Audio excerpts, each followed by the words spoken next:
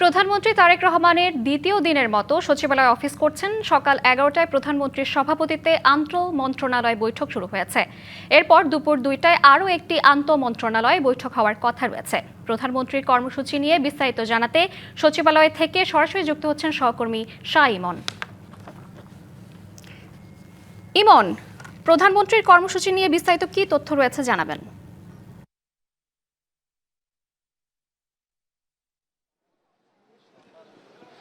আজকে জানেন যে উনি প্রধানমন্ত্রী হিসেবে দায়িত্ব নেওয়ার কিন্তু প্রথম দিনই গতকাল যেমন সচিবালয়ে এসেছিলেন, আজকেও সকাল থেকে উনি সচিবালয়ে অফিস করেছেন প্রধানমন্ত্রী তারেক রহমান, এবং তার বেশ কিছু কর্মসূচি ছিল।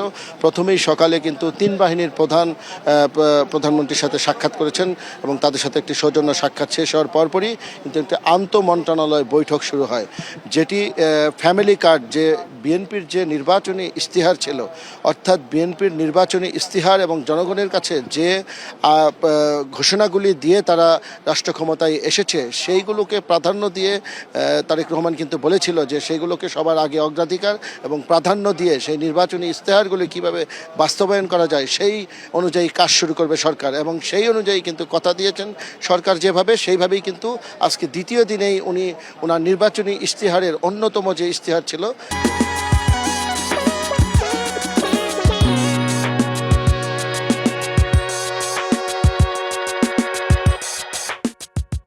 ফ্যামিলি কার্ড, সেই ফ্যামিলি কার্ড নিয়ে আন্তঃমন্ত্রণালয়ে একটি বৈঠক অনুষ্ঠিত হয়েছে।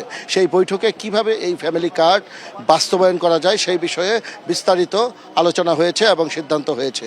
তারপর এখন এই সভাটি শেষ হয়ে গেছে, বেলা 2টার দিকে একটি সভা হবে আরেকটি, সেটিও আন্তঃমন্ত্রণালয় সভা। সেখানে হবে যে 25 কোটি যে গাছ বৃক্ষরোপণ করার যে একটি অঙ্গীকার করেছিল সেইটি, এবং খাল খনন সহ নদী খনন এবং সারা বাংলাদেশব্যাপী যে খাল খননের একটি ইশতেহার বিএনপি নির্বাচনে দিয়েছিল, সেই বিষয় নিয়ে একটি আন্তঃমন্ত্রণালয় বৈঠক হবে এবং সেই বৈঠকটি বেলা 2টায় শুরু হবে। সেই বিষয়েও গুরুত্বপূর্ণ সিদ্ধান্ত এবং বিভিন্ন সচিবদের সাথে উনি নির্দেশনা দিয়ে উনি এগুলো কিভাবে বাস্তবায়ন করা যায় এবং সেই বিষয়গুলোকেই সামনে রেখে সচিবালয়ে কার্যক্রম চলছে। তো এই ছিল এখনকার মতো সর্বশেষ তথ্য। ইমন, আপনাকে ধন্যবাদ।